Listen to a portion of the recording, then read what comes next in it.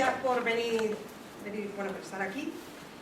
Somos pocos, pero pocas y... Bueno, está bien porque la verdad es que hay paridad, ¿eh? Para hablar de mujeres estamos, bueno, casi, así que está bien la cosa. Entonces, bueno, pues muchas gracias por venir a esta charla, ¿no? A ver, la verdad es que cuando vimos lo de la Semana de la Ciencia y vimos que uno de los objetivos de esta semana era la visibilización de la mujer en la ciencia, pues la verdad es que pensamos que era una buena oportunidad para visibilizar la invisibilización de la mujer en el ferrocarril. Y entonces pues decidimos hacer esta charla, ¿no? Para ello hemos traído a la persona que más ha escrito sobre el tema, que es Esmeralda Ballesteros, es profesora de Sociología, ¿no? De Sociología en la Universidad Complutense. También está Raquel Letón, que es la archivera y la conservadora del museo, y yo, pues que soy Ana Cabares y soy la bibliotecaria. Entonces, bueno, pues como os decía, lo que queríamos mostrar un poco es, la verdad es que es un poquito pesaroso, porque lo que vamos a ver es que hay una invisibilización total, ¿no? Y para mostrarlo gráficamente hemos traído este carro. Entonces, este carro forma parte de la colección de la biblioteca ferroviaria, y en la biblioteca ferroviaria tenemos 45.000 ejemplares que tratan sobre el ferrocarril, algunos sobre historia del ferrocarril, sobre la técnica ferroviaria, y de esos 45.000 libros, pues os cuento que esto es la documentación que hay escrita sobre la mujer en el ferrocarril en español. Esta es la documentación que hay escrita sobre el papel de la mujer en el ferrocarril a nivel internacional, y estos son unos cuantos libros, sobre todo de historia oral, que recogen testimonios de historia oral, y entonces recogen parte de los testimonios de algunas mujeres y trabajadoras del ferrocarril. Entonces, esta es la triste perspectiva de por lo menos en primer lugar, de los trabajos que hay sobre este tema, y en segundo lugar, pues bueno, pues del papel de la mujer, ¿no? A mí me da la sensación, luego, no sé, Esmeralda, que es la experta, nos lo dirá, pero yo como documentalista lo que veo es que está un poco hecha a base de hitos, ¿vale? Desgraciadamente son hitos. Cuando hablamos del papel de la mujer en el ferrocarril tenemos que hablar de eso, de 4 hitos que son importantes, ¿no? Entonces, por lo mismo, yo he recogido por aquí unas cuantas publicaciones que salen. Entonces, pues bueno, por ejemplo, esto lo que habla es del cargo de guardabarrera, que era la profesión por excelencia de las mujeres en el ferrocarril, ¿no?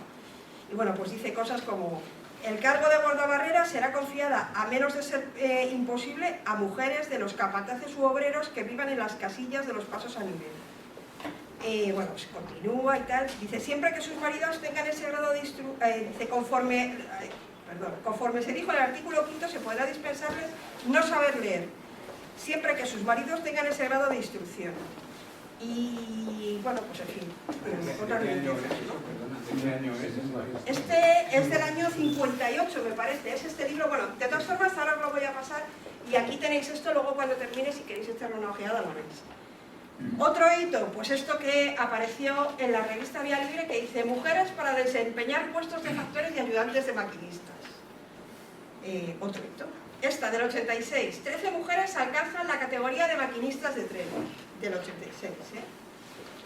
Esto, por ejemplo, es un capítulo de un libro inglés, y entonces, bueno, pues habla del papel de las mujeres durante la Primera Guerra Mundial. Sí que es verdad que, por ejemplo, cuando las dos guerras mundiales, digamos que fueron una posibilidad para que tuvieran las mujeres para entrar en el mundo ferroviario, ¿no? Lo que pasa es que la verdad es que si lo miráis, cuando lo veáis, pues parece que son modelos que posan, que yo creo que luego nos contará otra anécdota, una anécdota curiosa nos las contará ella, ¿no? Y este, por ejemplo, lo he cogido porque de repente veo una revista y dice: la mujer que fue jefe de tren, y dices: ahí va, qué bien, que está en español.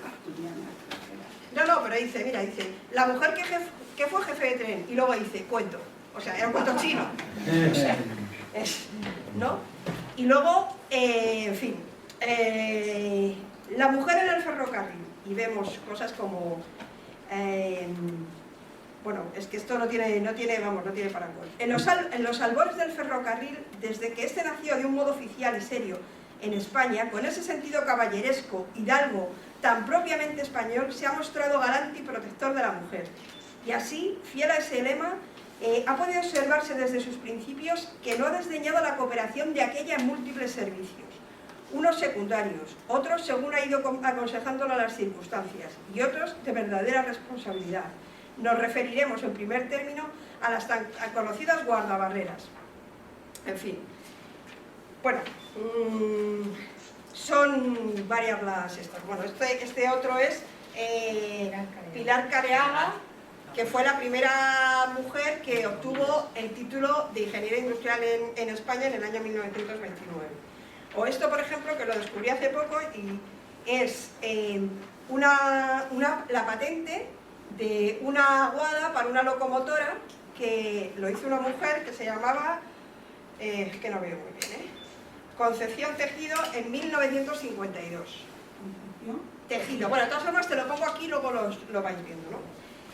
Bueno, pues la verdad es que este es el panorama, y lo curioso es que pues empezamos en 1890, que son estos artículos que hemos extraído de la Gaceta de los Caminos de Hierro, y es que el último, de 1986, pues vemos que la situación ha variado muy poco, ¿no? En fin, es un poquito desolador. Bueno, a mí me hubiera gustado pues empezar esto, que es la presencia de la mujer en la ciencia y la técnica ferroviaria, pues con una fotografía como esta, que es una mujer bueno, pues haciendo, no sé exactamente qué es, pero es una parte del transporte público, no sé exactamente, sí, pero es de mantenimiento. Pero es que esto vemos muy poco en el ferrocarril español, ¿no? Bueno, pues digamos que esto es un poco así por encima para que veáis, ¿no? Y luego, pues lo siguiente que os quería contar es que, pues para ver un poco una visión general, pero a nivel internacional, pues desde el año 2003 la Unión Europea por fin ya se dio cuenta de que había que tomar cartas en el asunto, y entonces encargó este estudio a dos mujeres que, bueno, el nombre no lo veo ahora, Eva Heckel y Cristina Einsmark, pero bueno, la cuestión es que es un estudio de la Unión Europea, ¿vale? Y entonces lo que hace es eso, hacer un estudio sobre la situación de las mujeres en los ferrocarriles europeos. Y bueno, pues eso he sacado, digamos, unas pocas pinceladas para que veáis, porque lo que nos va a dar es una imagen general de cómo está el tema a nivel europeo. Entonces, bueno, esto lo que hicieron fue hacer una encuesta, un trabajo de encuestas entre las empresas europeas, entre 25 empresas europeas y entre los sindicatos, ¿vale? Entre los sindicatos más importantes de los ferrocarriles europeos. Curiosamente, una cosa es que participaron 25 compañías ferroviarias, sí que participaron las españolas, pero, por ejemplo, no participó ningún sindicato español, no hay participación de ningún sindicato español, ¿no? Y bueno, pues en el trabajo, las conclusiones que sacaron es que, a ver, tanto las empresas como los sindicatos lo que veían es que la mayor incorporación de más mujeres al trabajo ferroviario iba a tener un efecto positivo. Ellos consideraban eso como un efecto positivo porque, bueno, mejoraba la imagen corporativa de la empresa, mejoraba el ambiente laboral, produciría una mejora en las relaciones con los clientes, podía tener un impacto positivo en la eficacia y en la eficiencia y en el estilo de la gestión de empresa. Pensaban que podía mejorar los procesos de comunicación y que además podía ser un impulso para la innovación empresarial, ¿no? Por su parte, los sindicatos, además de esto, pues añadían que esto mejoraría el diálogo social, que era el soporte para desarrollar políticas de igualdad y que además mejoraría su propia imagen, ¿no? Eso en cuanto al efecto positivo. Luego establecieron una serie de barreras que ellos veían al hecho de por qué no existía más mujeres, y decían, pues bueno, que entre las barreras que explicaban eran las características del trabajo físico y la tensión que producían algunos puestos, las propias limitaciones que había legales, Luego, uno que era fundamental era el trabajo por turnos, las jornadas por turnos que tenían. Eran conscientes de que un problema era la persistencia de la cultura masculina y de los estereotipos que inundaban las empresas ferroviarias, y bueno, la necesidad de tener determinadas habilidades y determinados conocimientos, ¿no? Los sindicatos, por ejemplo, hacían más hincapié en temas de conciliación de la vida familiar y laboral, de los horarios. Por ejemplo, hacía mucho hincapié en el tema de los permisos parentales y el reingreso a las empresas una vez que ha pasado el permiso parental.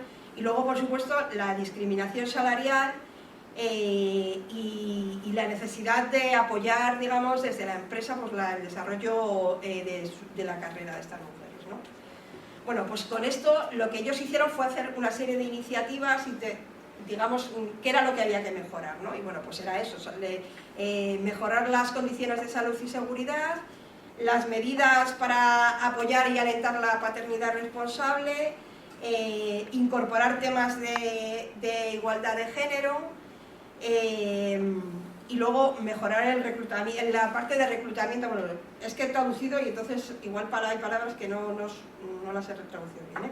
Digamos, el reclutamiento pues sería la selección, ¿no? Por ejemplo, solo los sindicatos hicieron mención a la necesidad de hacer políticas que intentaran combatir el mobbing y el acoso, que es otro de los problemas, ¿no?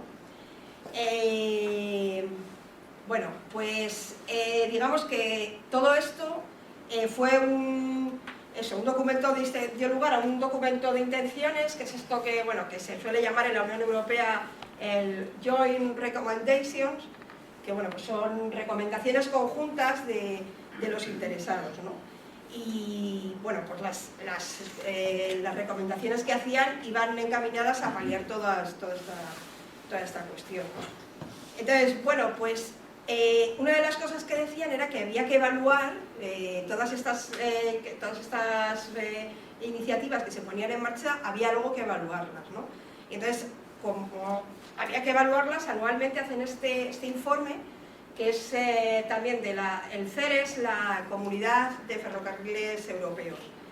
Y entonces aquí, pues digamos que hacen un poco los datos, dan un poco los datos generales de cómo va la aplicación de esto, ¿no? Y bueno, pues aquí, por ejemplo, el último que hay, que es del año 2016, con los datos del 2015, la situación es la siguiente.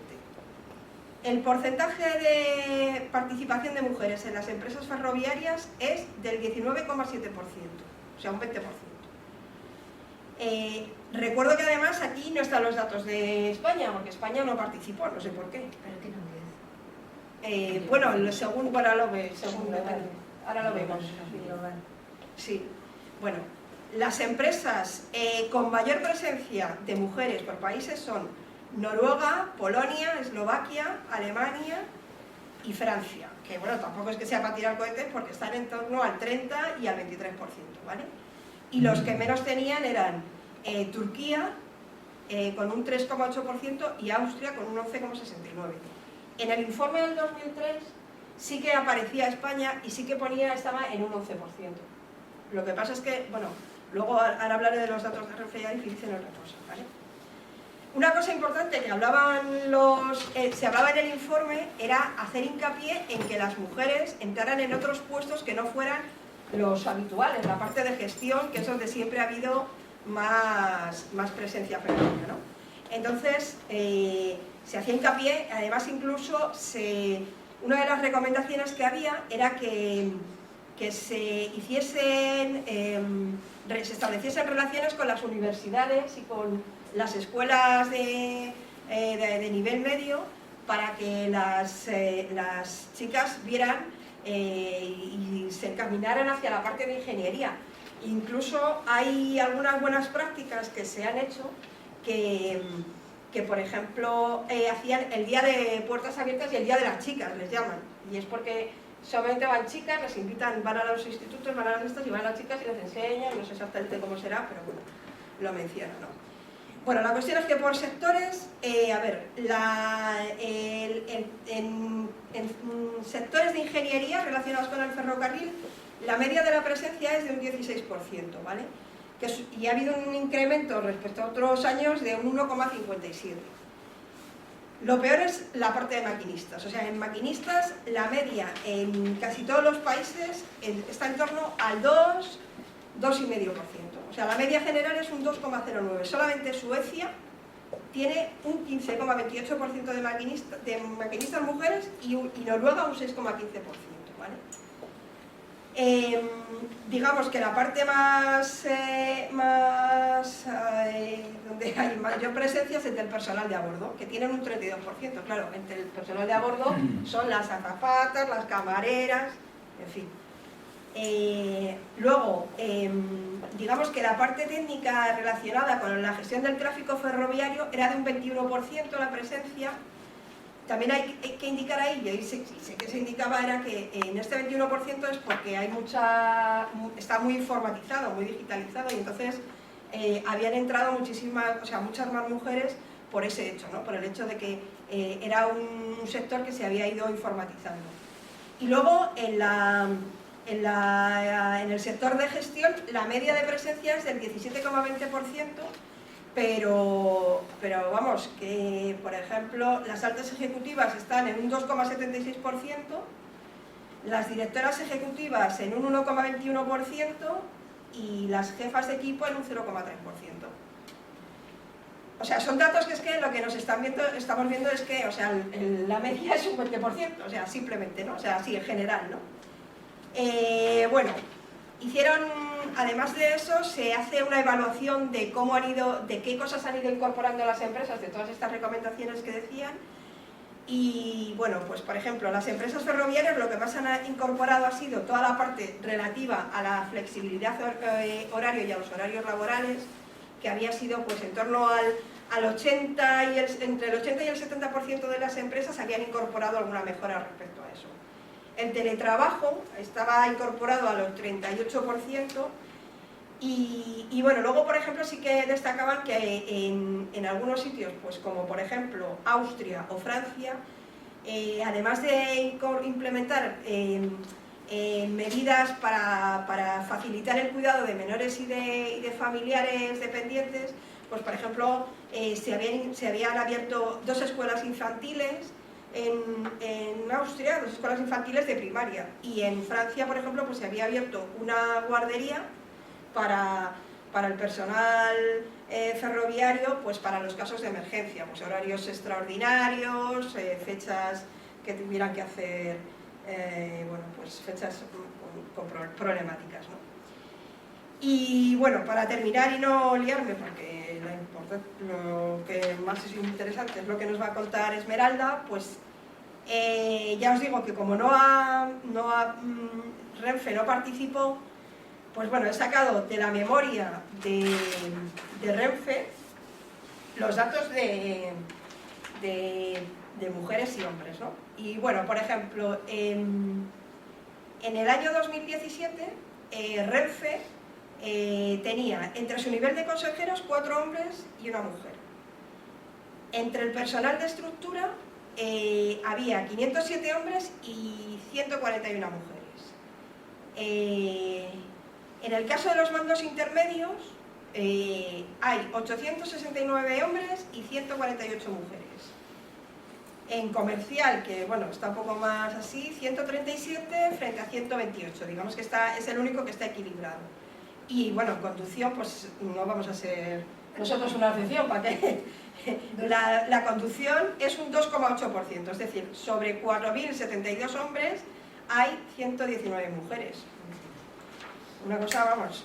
Y luego, pues por ejemplo, sí que he señalado aquí, bueno, el 90% de la plantilla son hombres, exactamente el 89,59% son hombres y el resto mujeres. Pero por ejemplo, una cosa súper curiosa es que por edades y sexo, pues los datos son espeluznantes, claro. Entre 46 y 55 años, pues hay 6.261 hombres y 716 mujeres. Pero aun con estos datos, todavía es peor, porque es que entre 26 y 35 la diferencia porcentual es similar, porque es que hay 64 hombres y 183 mujeres. y menores de 26 años son 40 hombres y 11 mujeres. O sea, es que no hemos avanzado. Es que esa es la conclusión, ¿no? Y bueno, pues estos son los datos de ADIF, que tampoco... ADIF además es que no da los datos, o sea, ADIF no he encontrado, no he conseguido encontrar otros datos, nada más que, por ejemplo, en los consejos que tienen, o los consejos, digamos, en los comités de auditoría, por ejemplo, el comité de auditoría, el 66,7% son mujeres. Y en el otro consejo, que es el... Espérate, perdonadme. Bueno, el comité de código ético y de conducta, creo que el 20% son mujeres. O sea... Y en datos globales, pues en el año 2016 ADIF tenía, bueno, perdonad, para los que no conozcáis la estructura de Renfe, Renfe se divide en Renfe Operadora y en ADIF, ¿vale? Es que eso igual, no sé si lo conoceríais ese tema, por eso estoy dando los datos ahora de ADIF. La plantilla de hombres es de 11.039 y la de mujeres son 1.787. No voy a ponerme a llorar, pero vamos, que es desolador. Y con esto doy paso a Esmeralda y que nos cuente ella lo que nos tiene. ¿Cómo? Muy bien. ¿Tenéis un mando para...? Sí. Hay un... Mira, está en el escritorio ahí arriba. Pone semana de la ¿Usted no le ciencia. manda ilusión? Sí,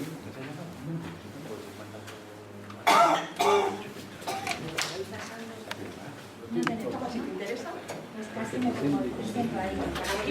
Sí, me siento ahí. Todo para aquí. Dejamos porque creo que lo más interesante para la grabación es yo hablo desde el poder. Bueno, pues buenas tardes. Muchas gracias a Ana y a Raquel, con las que ya tenemos algunos años de conocimiento. Yo no tenía ganas cuando empezaba a ir el archivo en la calle Santa Isabel, ¿no? Sí. Pero no lo digas que estábamos nosotros. Y Es ya que nosotros empezamos muy jóvenes. han pasado tiempo, ¿no? Y con Entonces, la por eso, satisfacción de empezamos que, muy jóvenes. incluso con Inma, ¿no? Que la veo ahí atrás y que en algún momento me cedió una entrevista, ¿no? Como en la escuela de aprendices. Bueno, yo creo que efectivamente es desolador, ¿no? El panorama, y es desolador por voluntad de la empresa. Yo lo siento, pero como no estoy vinculada a la empresa, pues tengo la libertad y la autonomía, ¿no? De expresarme después de más de 10 años de investigación destinada al ferrocarril. Bueno, yo he hecho distintas publicaciones y a mí no me apetecía aburrirles, ¿no? Esta tarde con una conferencia, ¿no? En términos así al estilo académico, ¿no? Me apetecía más bien compartir una narración visual que pone en valor el trabajo de las mujeres en el ferrocarril. Yo creo que esta institución todavía es muy deudora de la historia social. Yo creo que está muy bien la historia económica, la infraestructura ferroviaria, pero creo que la historia social está muy inmadura, ¿no? En nuestro país en relación a la historia del ferrocarril. Y más la historia de la experiencia de las mujeres en el empleo ferroviario, que aun siendo minoritaria, ha existido desde el principio del ferrocarril. Entonces yo un poco lo que quiero contar es esto, una panorámica general. Bueno, aquí hay una primera diapositiva, ¿no? La más conceptual, yo creo, que de las que voy a mostrar, donde trata de darse algunas pinceladas, ¿no? En el siglo XIX, la participación de las mujeres en el empleo ferroviario va a estar muy localizada en estas ocupaciones que aparecen aquí, ¿no? Que luego explicaremos un poquito más. Limpiadoras, recaudadoras y guardesas. En el siglo XX, en las dos guerras mundiales, las mujeres participaron masivamente de todo el empleo porque los varones estaban en él haciendo la guerra. Y luego, a principios del siglo XX, lo que yo llamo los puestos de terciopelo, las mujeres se van a incorporar de forma progresiva y constante a puestos de administración, cosa que sigue en la actualidad, ¿no? El mayor nicho de empleo para las mujeres está ahí. Entonces, en el siglo XX, y ya hablando, ¿no?, del caso español, aunque es perfectamente exportable a Europa y a otras partes del mundo, teníamos la oportunidad de incorporar a las mujeres. Y de hecho, en los primeros años de la democracia hubo una incorporación durante 3 años consecutivos, tanto a ocupaciones de la explotación ferroviaria, que esto es lo interesante, ¿no? Con este término de explotación ferroviaria hablamos de todo lo que hacemos en las vías, de todo lo que hacemos en la conducción, de lo que hacemos en las estaciones, ¿no? Ese es el trabajo ferroviario, digamos, de excelencia. Porque ser administrativo para el ferrocarril, pues ya no es, ¿no? No tiene esa nostalgia, ¿no?, de lo que es ferroviario. Y curiosamente eso se paró y la empresa no ha tenido voluntad de seguir promocionando la incorporación de mujeres al empleo. Bueno, luego hablaremos de cómo ha sido la experiencia de las mujeres en explotación ferroviaria. Bien. Cuando el ferrocarril nace, las mujeres tenían 2 formas de relacionarse con él: o ser viajeras del ferrocarril o ser limpiadoras. Y aquí hay una ilustración, ¿no?, que saqué de la agencia Getty Imágenes, y donde vemos en la misma ilustración, ¿no?, esta doble, ¿no?, posibilidad, ¿no?, de relación. Entonces, la limpieza es un trabajo femenino, es un trabajo de mujeres. Las mujeres, con independencia de que tengamos empleo, no seguimos limpiando en casa, yo la primera, y me imagino que muchas de las personas que están aquí también. Y entonces esto estuvo reservado para las mujeres, ¿no? Entonces, como vemos, las mujeres una de las cosas que caracteriza al ferrocarril es la identidad a través del uniforme. Me encanta porque ahí hay un... Y sin embargo, para las limpiadoras no existía, ¿no?, esta identidad Pensemos que el trabajo ferroviario era un trabajo muy distinguido, en tanto que la mayoría de las personas que se incorporaban al sector tenían que ser alfabetas, a diferencia de otros sectores, es decir, en un momento donde la alfabetización era un privilegio. Entonces, excepto para las mujeres limpiadoras, a las que por supuesto no se las va a exigir que sepan leer y escribir, y como ven, pues no tienen uniforme, ¿no?, y visten las mismas ropas que vestirían en sus casas, ¿no?, haciendo pues las tareas del hogar. He puesto los años en las márgenes y a dónde pertenece, ¿no?, la imagen, ¿no?, a qué territorio por países, ¿no? Entonces, bueno, pues vemos distintas acciones de limpieza, ¿no?, en distintos ferrocarriles, por dentro, por fuera, ¿no? Cuando viajar en ferrocarril era todo un lujo, ¿no?, como estamos viendo aquí. También tenemos fotos francesas. Esta es una foto del metro de Londres.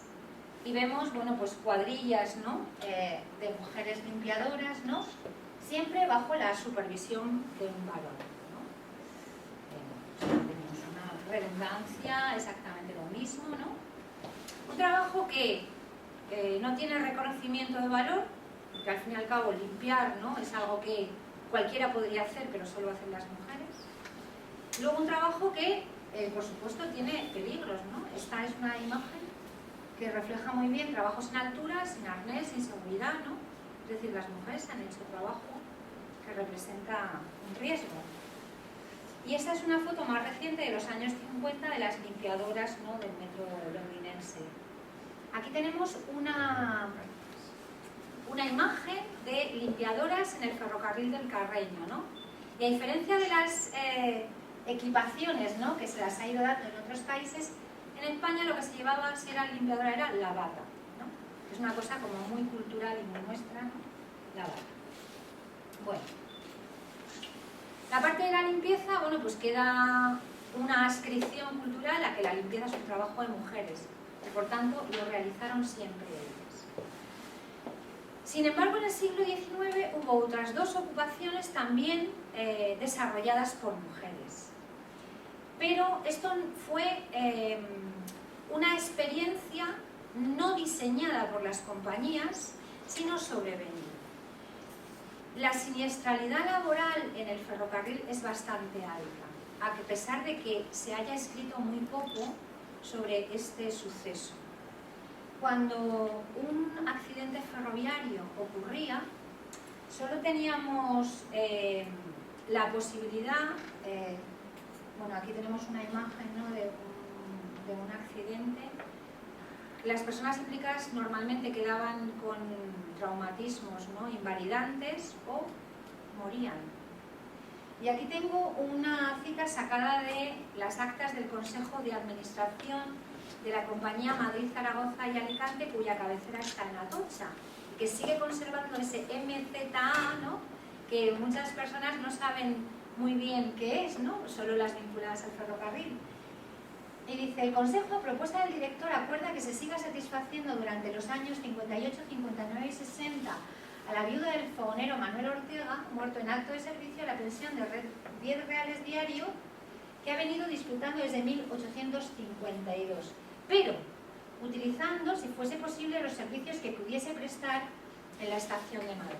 Bueno, como no teníamos en el siglo XIX y hasta bien entrado el siglo XX en España ninguna forma de seguridad social, las compañías ferroviarias sí se hacían cargo de los causavientes del empleado, pero en una lógica jerárquica. Y es, si aquellos empleados del ferrocarril eran personal de plantilla, de primera, ¿vale?, eran alfabetos y probablemente sus mujeres también. El destino para estas viudas, en caso de que los hijos no tuvieran edad de trabajar, era el de recaudadoras, que era una posición, un empleo relativamente cómodo, limpio, ¿no? Si estas viudas no eran esposas de obreros, pues el destino que se las podía ofrecer era el de limpiadoras.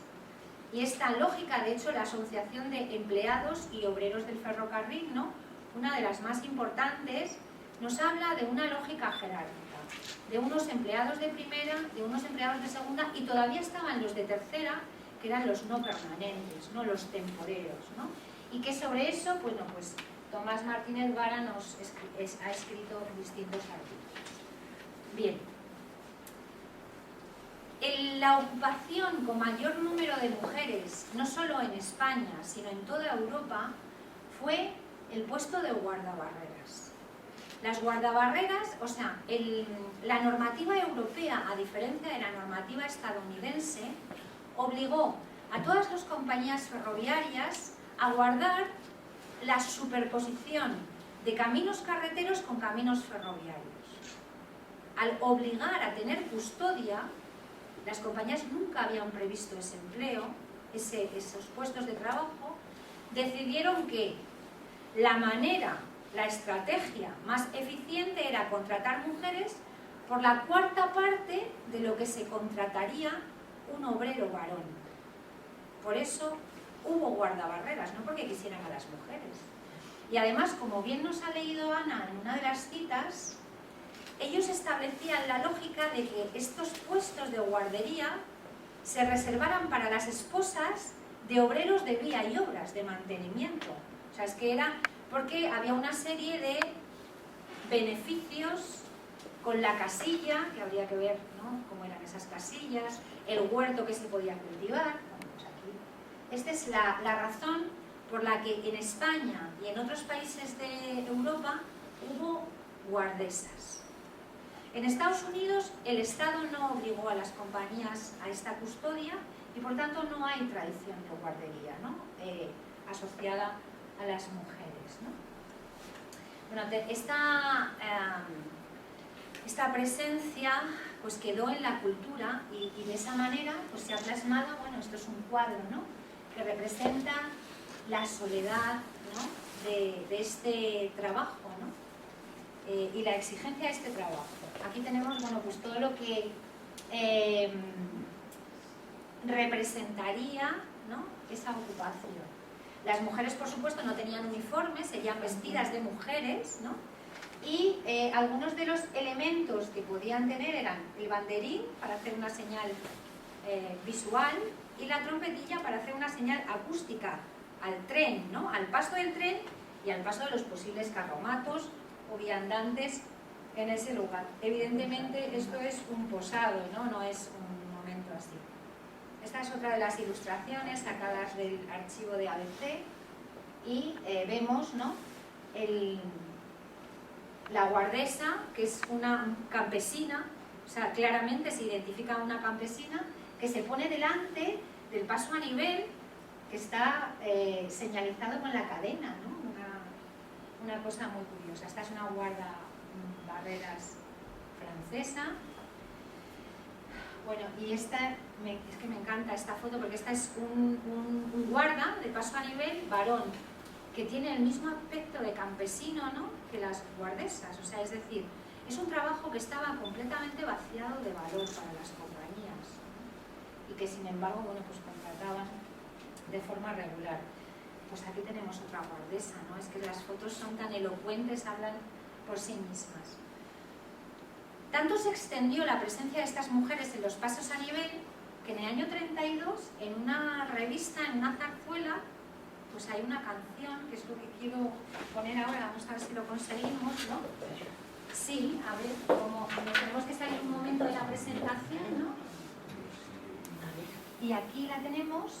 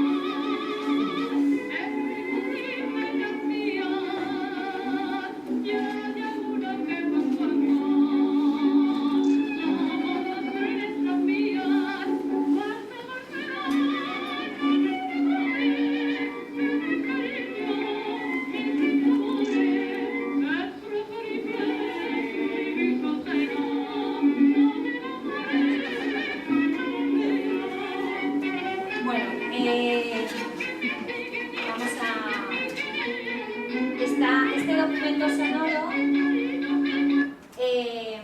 está asequible en la Biblioteca Nacional, que es de donde lo he extraído, y cualquiera lo puede recuperar, y si tuvieran interés pues les doy la referencia, ¿no? Bueno, en esta canción, que es una zarzuela evidentemente, ¿no?, hay dos cosas importantes. Primero, si se puede plasmar en la cultura popular, en una canción, ¿no?, esa ocupación, es porque era una ocupación donde había muchas mujeres.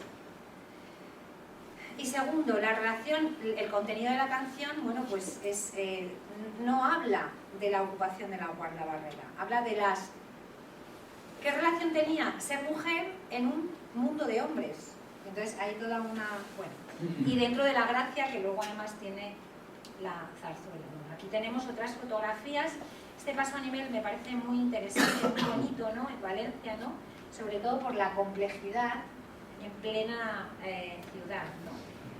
Y como siempre ese pañuelo que las identificaba, ¿no?, y esa actitud casi marcial, ¿no?, frente al paso a nivel. Está por este número de Vía Libre, donde se habla de la experiencia, ¿no?, de esta... Bien, como decíamos, esto fue la experiencia de las mujeres en el siglo XIX. A principios, en el primer tercio del siglo XX, bueno, o hasta la primera mitad del siglo XX, ¿no?, tenemos constancia de que en los momentos de las dos guerras mundiales y de la Guerra Civil Española, las mujeres sirvieron al ferrocarril, de manera temporal hasta que los varones volvieron, ¿no? Y aquí tenemos algunas evidencias donde las mujeres hacían muchas más cosas que limpiar el ferrocarril, ¿no? Aquí tenemos pues, grupos de trabajadoras, ¿no? Las distintas formas de vestirse hablan de los distintos puestos que ocupaban. Bueno, esta es de 1917, menos conocida, mujeres en el mantenimiento del alumbrado, ¿no? Bueno, como vemos, hay mujeres vestidas con monos y mujeres más, ¿no?, vestidas, pero hay, este es trabajo, ¿no?, en estaciones y están sucias, ¿no?, tienen candiles, ¿no?, de que se ensuciaban. Esta es una de las joyas que conseguí casi por casualidad, bueno, no la conseguí, está en el archivo de fotografía de Barcelona, y es la única foto que yo he visto en la Guerra Civil de mujeres haciendo conducción de tranvías, ¿no? Esta es una mujer que está haciendo prácticas, ¿no? Y la descubrí casi por casualidad. Había ido a hacer entrevistas a maquinistas y la maquinista en concreto con la que estaba haciendo pues tenía un turno, tuve que esperar un par de horas y me metí en el archivo fotográfico y mira tú por dónde, el regalo fue encontrarme esta imagen. Bueno, aquí tenemos otras fotos, ¿no? Por ejemplo, realizando trabajos de mecánica. Y dices, bueno, pero es un coche, no estamos hablando del ferrocarril, pero los ferrocarriles también tenían vehículos, ¿no?, para el transporte de sobre todo sus directivos, mandos intermedios. En la sección de paquetería, trabajando con las mercancías, señalización, obras de construcción y mantenimiento de estaciones. Esta foto de Jacques Delano, que es maravillosa y que está en la Biblioteca del Congreso de los Estados Unidos, ¿no?, que habla sobre todo de esa relación, de esos monstruos, ¿no?, que son las locomotoras, ¿no?, frente al tamaño humano. O sea, que es que están, o sea, me gusta esta fotografía porque habla de esa relación asimétrica de fuerza, ¿no?, entre lo que es la técnica, la mecánica, ¿no?, lo que somos nosotros, ¿no?, frente al ferrocarril. Bueno, como decía, a principios también del siglo XX, lo que yo llamo los puestos de terciopelo, puestos limpios, puestos ocupados por hijas de directivos, ¿no?, y empleados de rango medio de las compañías ferroviarias en España y en otros lugares, se van a incorporar a las oficinas y como telegrafistas, ¿no? Y vemos perfectamente que estas mujeres, a diferencia de las guardesas, son unas mujeres distinguidas. Lo vemos por su vestuario, ¿no?, ni siquiera nos haría falta, ¿no? Hombre, luego todo esto se apoya en otra documentación, ¿no? Pero así, sin tener mucho más, pues las evidencias del vestuario, ¿no?, como un elemento de distinción de clase. Y aquí, bueno, pues aparecen, ¿no?, estas señoritas, ¿no?, incorporadas a trabajos del ferrocarril. Estas ya son fotos en España, ¿no?, que también son bonitas. Y llegamos a la democracia. Resulta que en virtud de los artículos 14 y 35 de nuestra Constitución Española de 1978 se sanciona toda forma de discriminación por razón de sexo, entre otras cosas, y se consagra el derecho a la libertad de oficio. Y sin embargo, como nos contaba Ana en un mapeo, ¿no?, que nos mostraba, ¿no?, sobre la situación de las mujeres de los ferrocarriles en Europa, pues en España, en el año 79, empezamos, aquí tenemos una revista de recursos humanos, ¿no?, que nos explica que, bueno, que por supuesto que no discrimina a las mujeres, luego ya la documentación y los testimonios dicen otra cosa, Y en el año 79 esto estuvo muy en la prensa, ¿no? Fue un objeto de prensa, y sin embargo en la actualidad nada ha cambiado, ¿no? Cuando las mujeres se incorporaron en las promociones del 78, 79, 80, 80, la escuela de aprendices un poquito más, en la conducción ferroviaria solo en 3 promociones, las mujeres son vistas como elementos exóticos y la compañía, por todos los medios, intenta que las mujeres no se incorporen al ferrocarril. De hecho, se produjo un conflicto normativo, porque cuando las primeras mujeres estaban aprobando la oposición como ayudantes de maquinista, la compañía intenta hacer valer la ley de 1927 que prohíbe el empleo a las mujeres por razón de nocturnidad. Y es que el empleo en el ferrocarril es un trabajo a turnos. Y entonces es Comisiones Obreras, a través de Marcelino Camacho, quien tiene que pedir al Congreso de los Diputados que apruebe una excepcionalidad hasta que se derogue la ley. O sea que había un conflicto real, la empresa no podía incumplir el artículo 14 de la Constitución, pero al mismo tiempo no quería tener a mujeres en la organización. Sobre esto pues se ha escrito muy poco, ¿no? Y yo creo que hasta el presente esa lógica sigue siendo efectiva. Bueno, vamos a ver algunas maquinistas de tren. Bueno, vamos a ver esta reivindicación está en todas partes del mundo, no es solo una cuestión española, ¿no? Aquí vemos mujeres australianas reclamando el derecho a incorporarse a la explotación ferroviaria. Aquí tenemos las primeras maquinistas británicas, las llamaron las 7 magníficas, y ninguna de esas mujeres permaneció más de 5 años como maquinistas porque ellas experimentaron acoso y agresión sexual en el puesto de trabajo. Todas abandonaron. La experiencia de las maquinistas españolas no es esa. Y después de 3 décadas y media siguen en sus puestos, a punto ya muchas de jubilarse, ya han empezado las jubilaciones. Esta portada, que claro, a mí me costó conocer a todas las mujeres de las primeras promociones, entrevistarme con ellas, para descubrir que esta, si no, no lo habría descubierto, esta no es una maquinista, es una modelo. O sea, esta portada de Vía Libre es del año 79. Perdón, una precisión, no es una ferroviaria. Sí, pero no es una maquinista. No, ya, sí, es un maniquí en este sentido, sí, no es una genuina maquinista o ayudante, tiene razón, es verdad. Entonces, lo que yo quiero decir es, lo que pone de manifiesto esta portada, la investigación que hay detrás, es la perfecta contradicción entre el discurso oficial, ¿no? Que, bueno, esta portada a mí me da mucho juego en mis clases de análisis del discurso, ¿no? Porque lo que se lee es la conducción de locomotoras es cosa también como una improvisación de damas. Aquí no somos ni siquiera mujeres, damas, que según la definición del diccionario es una mujer que no es cualquier mujer, es una mujer distinguida, selecta, ¿no? Entonces, lo que hay aquí es la expresión de una gran contradicción de las lógicas entre lo que la empresa oficialmente decía y lo que efectivamente hacía.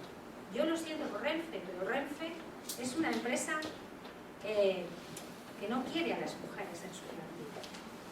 Las razones habrá que preguntárselas a los directivos, pero esto es constatable empíricamente. Y bueno, la siguiente página tampoco tiene desperdicio. 100 mujeres para el tren. O sea, estamos hablando en una lógica de la posesión, ¿no? Y siempre en una lógica de la exhibición. Perdón, ¿puedo precisar? Sí, sí. Esta chica es una antigua azafata de Renfe de nombre Maribel Jiménez Consuegra. Sí, a la sazón, situada en el antiguo GIRE, en el Gabinete de Información y Relaciones Externas, que la empleó el fotógrafo como modelo. Sí, pero que cumple ese papel. No, sin duda, si esto está fuera de discusión. No. Bien, bueno, aquí tenemos de las primeras promociones, ¿no? Y aquí pasa, excepto Guadalupe, que ya falleció hace algunos años, el resto son maquinistas en activo. Es decir, nuestras maquinistas, a diferencia de la experiencia británica, permanecen en sus puestos. Y las que no permanecen, de las que entraron en las primeras promociones, no siempre tienen una causa por razón de hostigamiento. Cierto es que no lo tuvieron fácil. Las maquinistas ferroviarias, lo primero que nos cuentan, cuando ellas ingresan, la conducción se hacía siempre con un maquinista y un ayudante de maquinista, es decir, había 2 personas en cabina. Y obviamente cuando ellas se incorporan como ayudantes. Las mujeres de los maquinistas las insultaban y las llamaban putas, porque decían que estas mujeres iban a poner en riesgo, ¿no?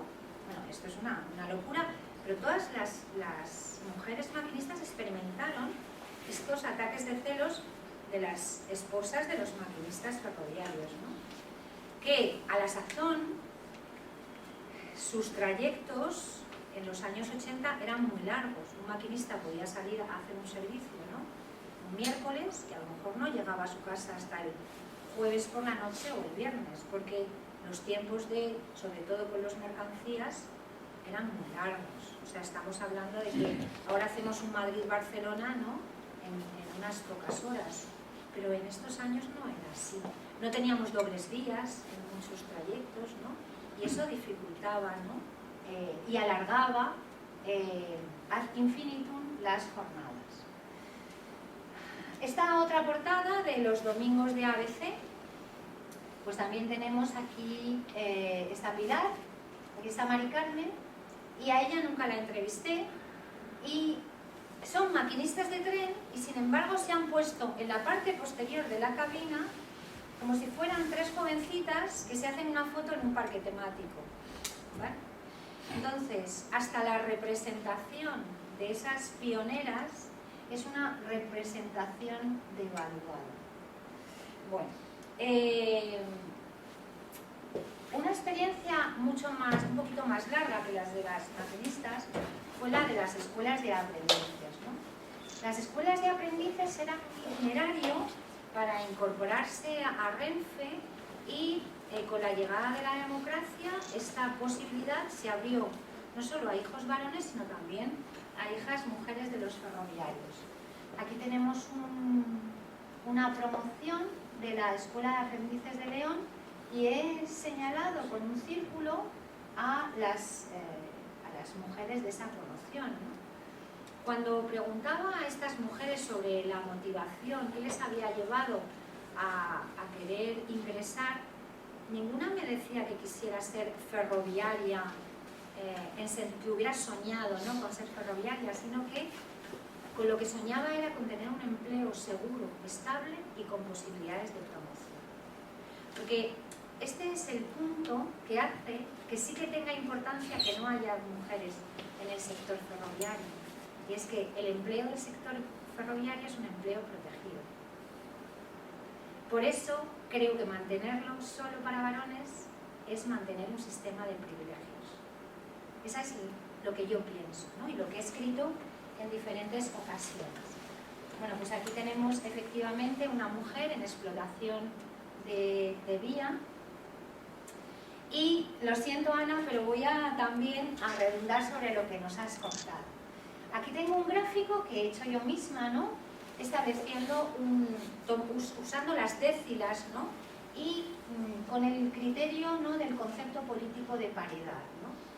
La paridad supone la presencia en el empleo, ¿no?, en términos igualitarios, de mujeres y varones. Y no es exactamente, cuando hablamos de paridad no hablamos de 50-50, sino que utilizamos una horquilla flexible 40-60, 60-40. Es decir, hay un margen que consideramos razonable para tener empleos paritarios, empleos equilibrados entre presencia de varones y mujeres. Bueno, pues salvo en el área de administración y gestión, donde las mujeres están en la 17ª, el resto, como vemos, es una subrepresentación.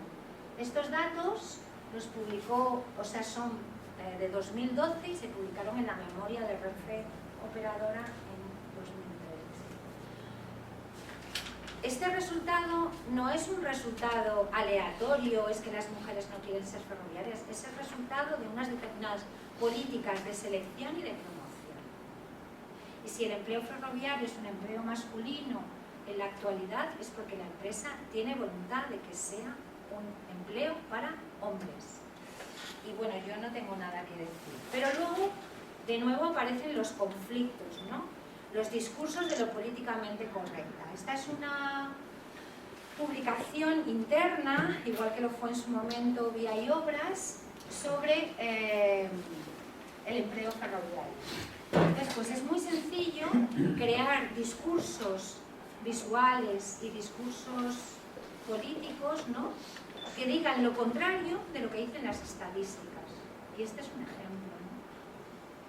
Pues Adif tiene solo un 10% de mujeres en su plantilla y sin embargo puede hacer esta portada porque tienen un poder de representación pública. Entonces, bueno, pues yo creo que esto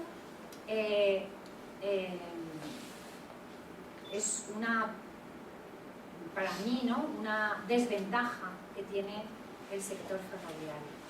Y sin duda una desventaja que se puede perfectamente resolver, pero hay que tener voluntad para que... Yo quería hacer una puntualización. Yo creo que hay una cosa que no se está teniendo en cuenta cuando se hace todo este discurso, y es que cuando empezamos a incorporarnos en el ferrocarril las mujeres en los años 80, nos incorporamos en igualdad de condiciones, o sea, no había ningún tipo de restricción, por lo menos en mi época, para entrar en la escuela de aprendices, de que fueras mujer o hombre. El problema es que mi promoción fue la última, en el 86, desapareció la escuela de aprendices y desaparecieron las ofertas públicas de empleo. Entonces, durante muchísimos años, hasta recientemente que han empezado a haber ofertas públicas de empleo, no es que no se hayan incorporado mujeres, es que no se han incorporado ni mujeres ni hombres. Entonces, únicamente quedamos aquellas que entramos en los primeros años 80, que eran las que empezábamos a entrar, pero luego, durante muchos años, por la política de reducción del personal de la empresa, que ha reducido drásticamente, cortó completamente ese proceso de incorporación. No creo que haya sido, yo aquí rompo una lanza un poco a favor de la empresa ferroviaria, una cosa intencionada de no promover a las mujeres, sino que como se cortó todo el acceso de personal, tanto de mujeres como de hombres, no hubo manera de seguir entrando. Ahora, por ejemplo, que están habiendo otra vez las convocatorias de maquinistas y eso, vuelven a estar abiertas igualmente hombres y mujeres.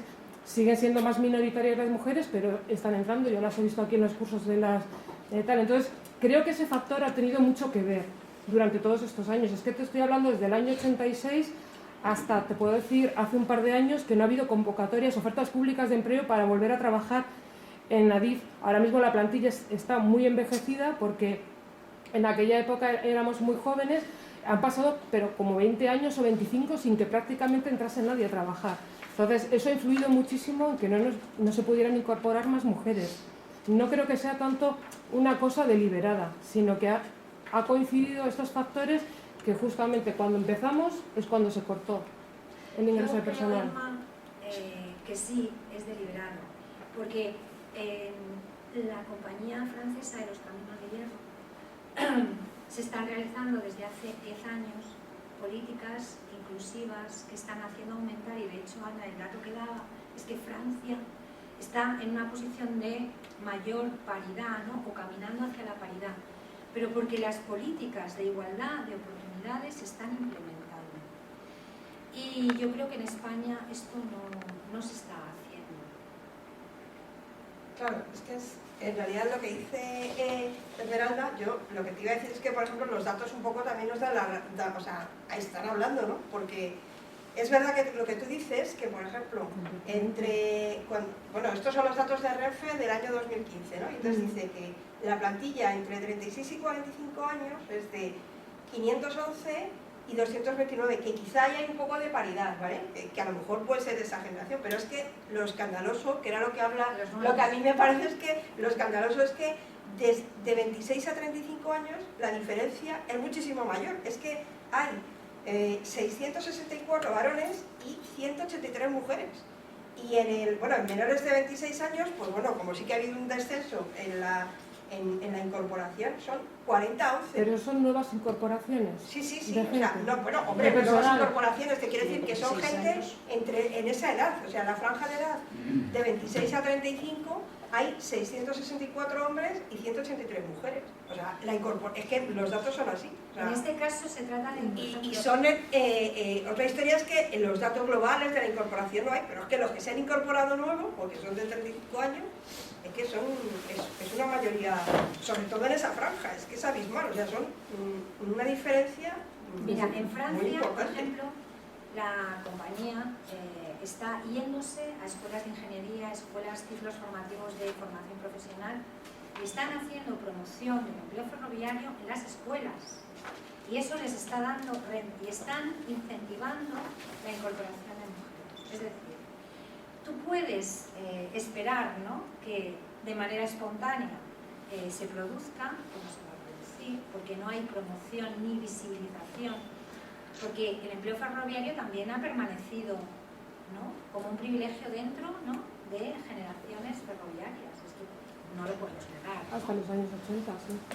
Y después sabemos que muchos de los hijos de maquinistas son los que están incorporándose, no exclusivamente, pero claro que el 80% de los estudiantes en la escuela de maquinistas sean hijos de maquinistas, Inma habla por sí mismo. Bueno, pero eso es porque, me refiero, a lo mejor les llama al oficio porque lo sean, no porque ahora tengan ningún tipo de preferencia, que entonces sí la teníamos. No, si yo no estoy hablando entonces, yo sí. estoy diciendo, o sea, los factores no significan, yo no, en ningún momento estoy hablando de razones dolosas, ¿no? Estoy hablando de que estas formas de selección y reclutamiento, ¿vale?, sí que explican este resultado, y que este resultado se puede revertir estableciendo otro tipo de políticas de selección y de reclutamiento.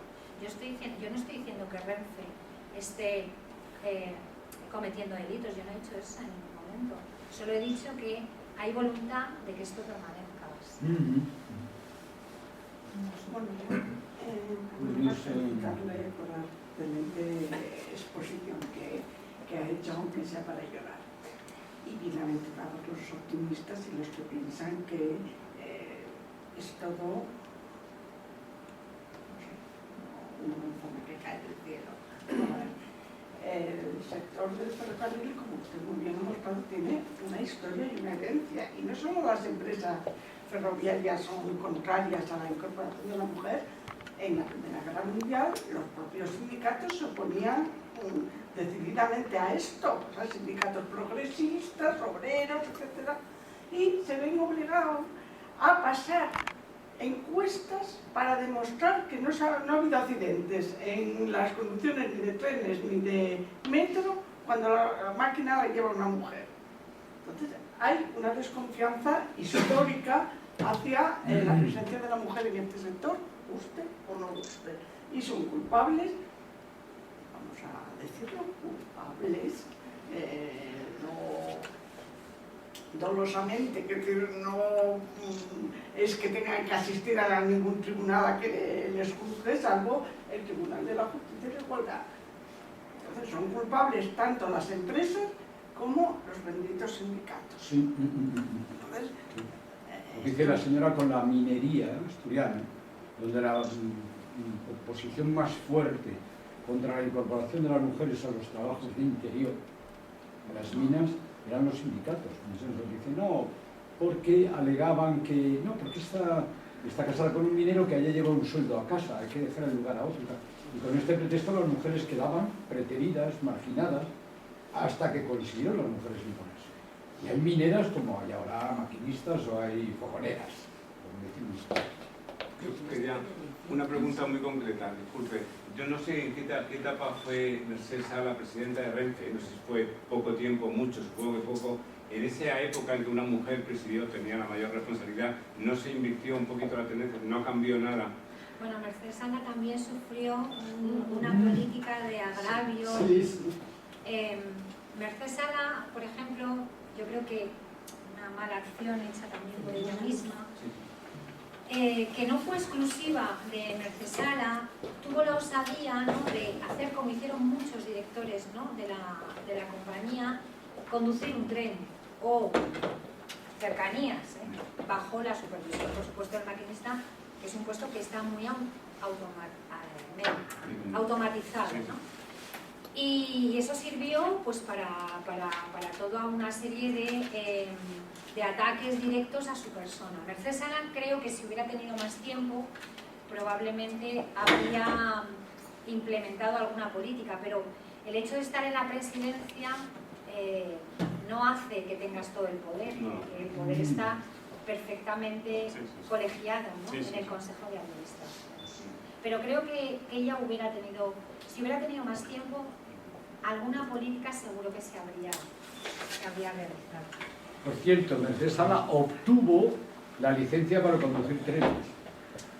Sabemos quién fue su monitor, quién fue su instructor, ¿no?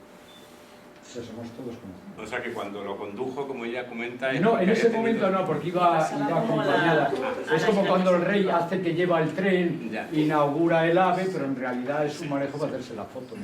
Pero realmente la reconocieron muchos en cercanías de Madrid. Ah, digo, ¿quién lleva el tren? La presidenta Mercedes Sala, pero ella obtuvo la licencia, el título de maquinista. Sí. Es muy divertido, pero ella no llevaba a tener sin licencia. La presidenta de Adif es una mujer. Ahora sí. ¿Cómo se llama?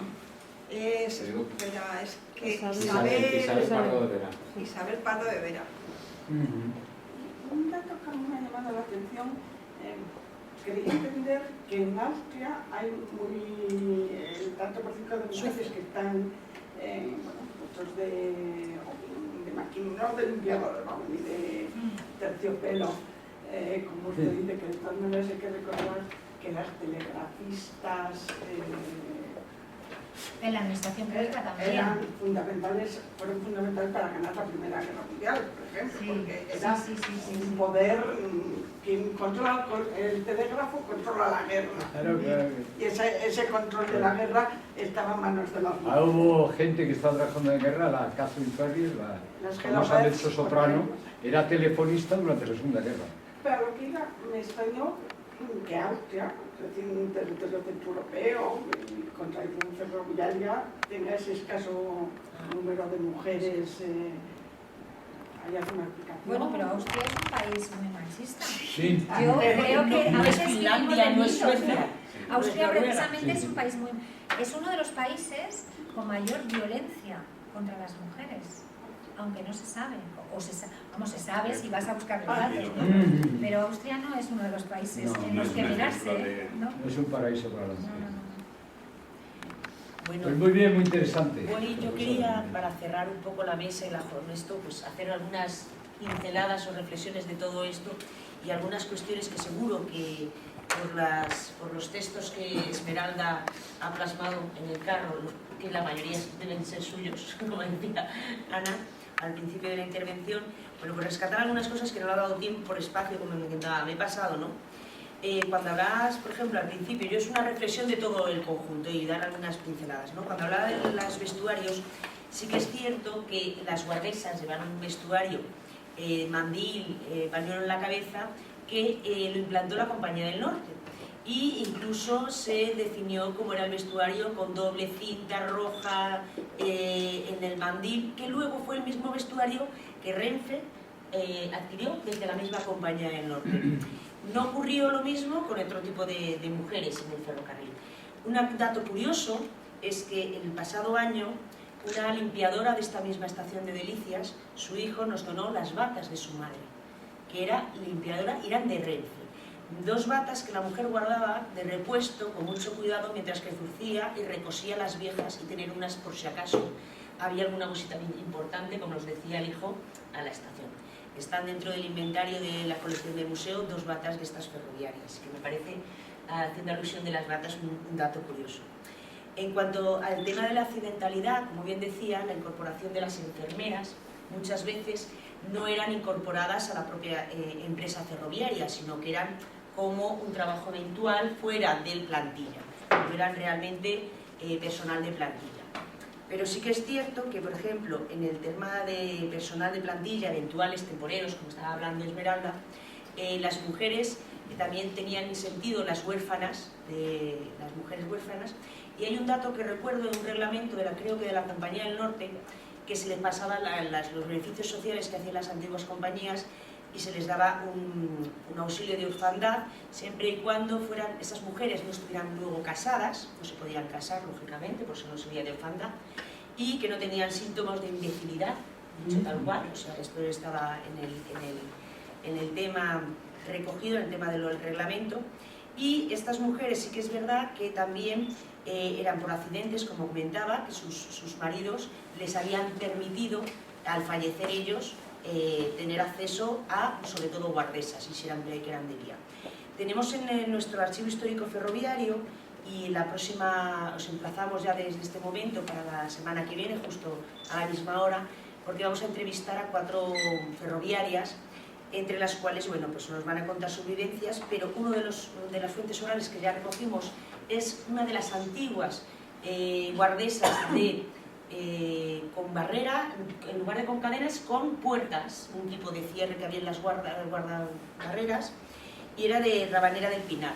Su testimonio, que lo fuimos directamente a recogerlo y está en el archivo, estremecedor, la siniestralidad que incluso tenían, porque ellas muchas veces, por el oficio y el que tenían esa responsabilidad tan grande, te decían cómo a lo mejor había un dato de que una vaca pasaba y el mismo tren mató a la otra guardabarreras anterior, pues por el lanzamiento a la vaca le cayó encima, o sea, una cosa así, o cómo tenían que cuidar y complementar, sin que lo supieran sus jefes, el tema de la casa, el hogar, los niños, y vivían cerquita para hacer todo esto. Cómo eran los fríos inviernos, etcétera, etcétera, lo que ya imaginábamos. En este sentido también este tipo de testimonios los tenemos a través de fuentes orales que Esmeralda ha consultado en el archivo, de trabajos que se hicieron sobre el Vía y Obras, que hicieron un trabajo importante sobre el testimonio de fuentes orales. Y bueno, también había costureras en el mundo del ferrocarril.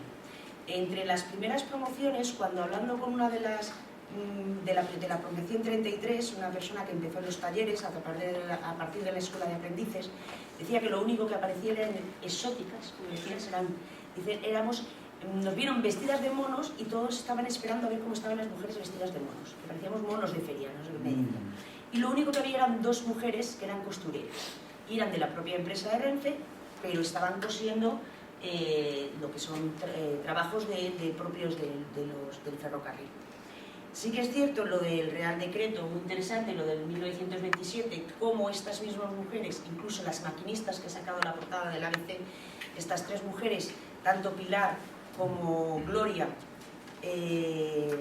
como Mari Carmen, las entrevistamos este año con motivo del día 8 de marzo, el Día de la Mujer, y recogimos su testimonio. Pusimos la foto, hicimos una foto paralela, antes la misma fotografía que están recogidas y la entrevista que le hicimos aquí en nuestro propio hotel.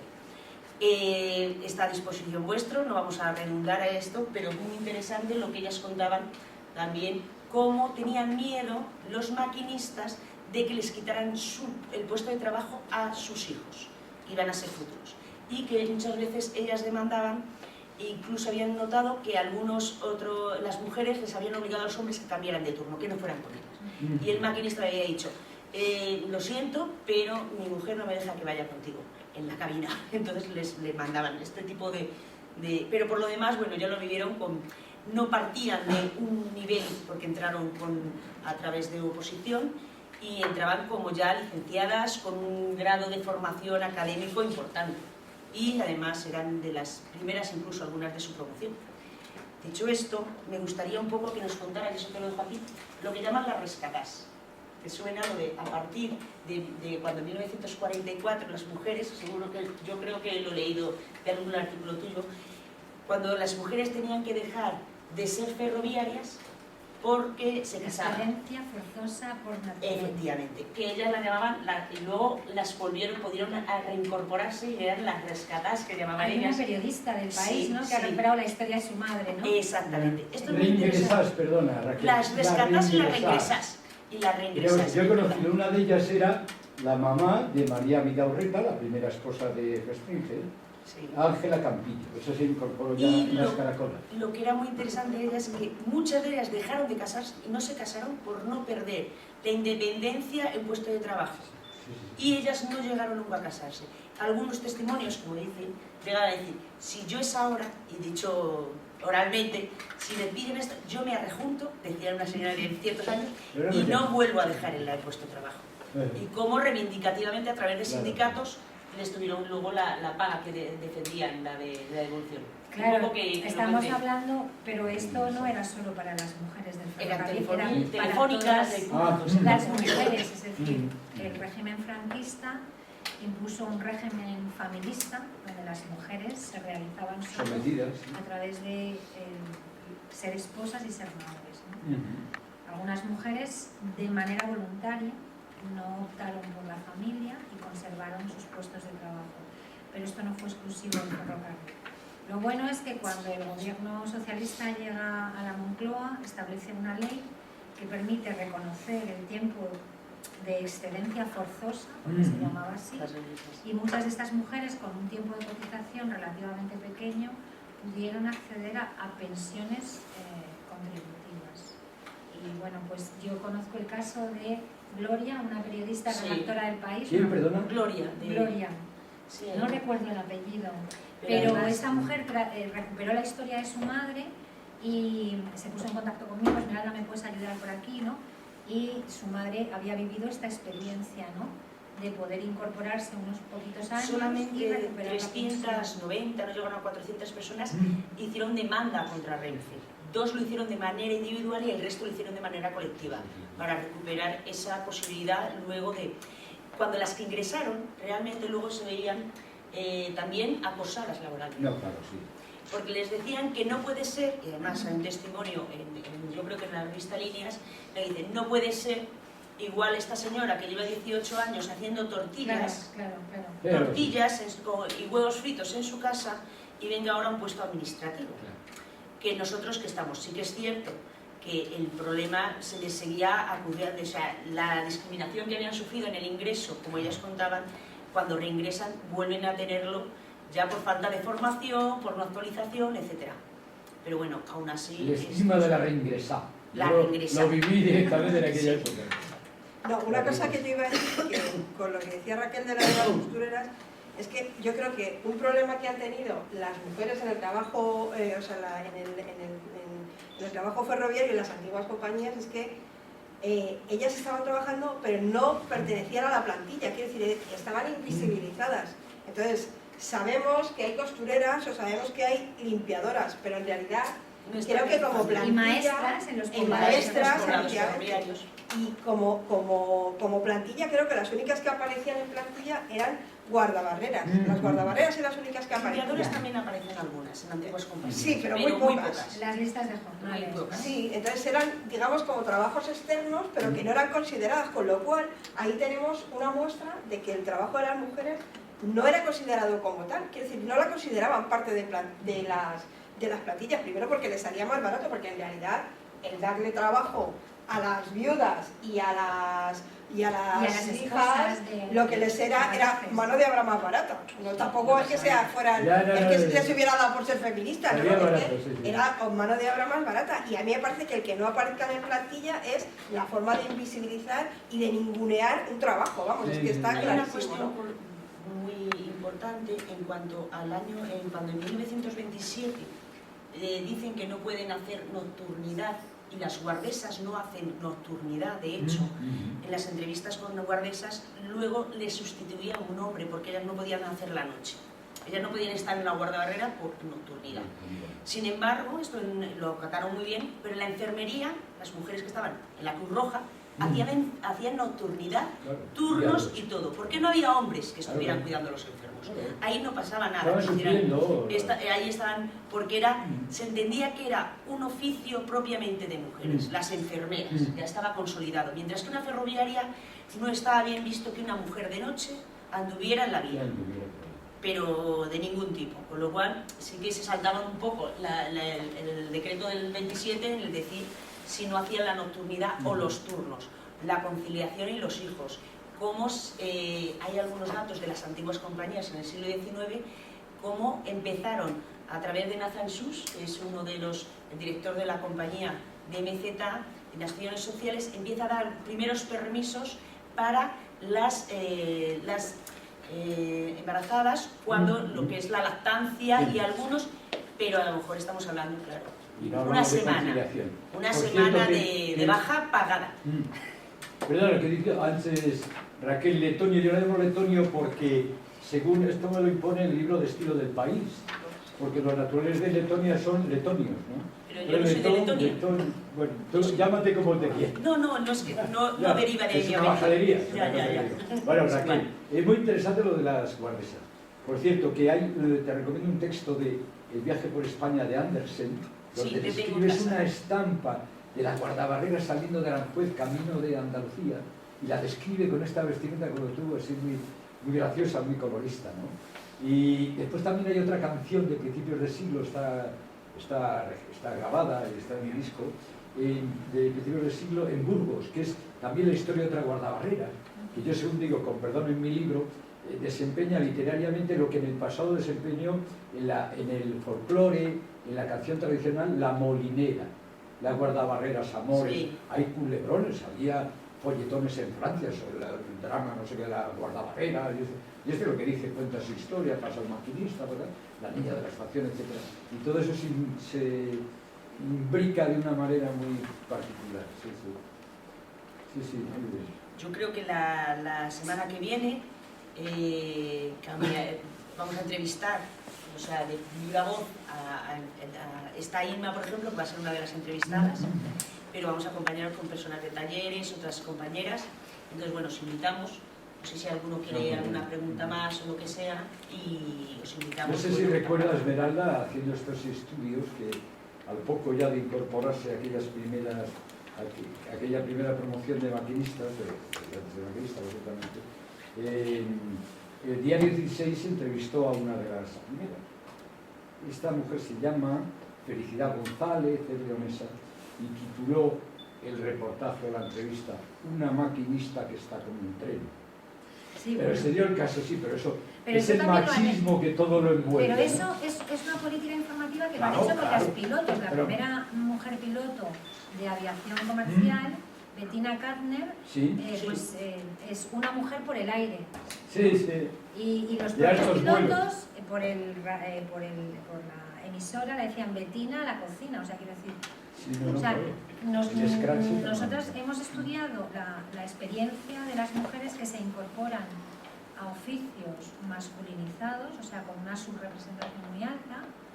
Hemos publicado ya 2 libros y esta experiencia es compartida entre mujeres piloto, mujeres mecánicas, mujeres maquinistas de tren, Lo de la... corresponsales de guerra, fotoperiodistas. No, claro.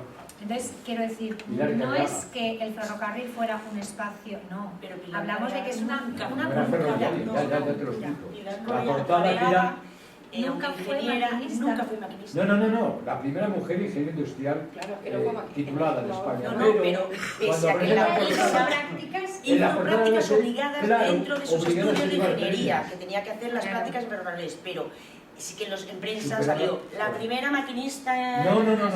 Pero No, salía como la primera maquinista. Salió como la El primera rápido de maquinista. Asturias. Que fue ya en el Sí, franquismo Y alcaldesa que de luego fue Bilbao. alcaldesa de Bilbao. Pilar Careaga de Lequerica. Sí, Eso es- sí, pero- salía como la por primera. cierto, Hija de los condes de Cadagua. Sí, ¿verdad?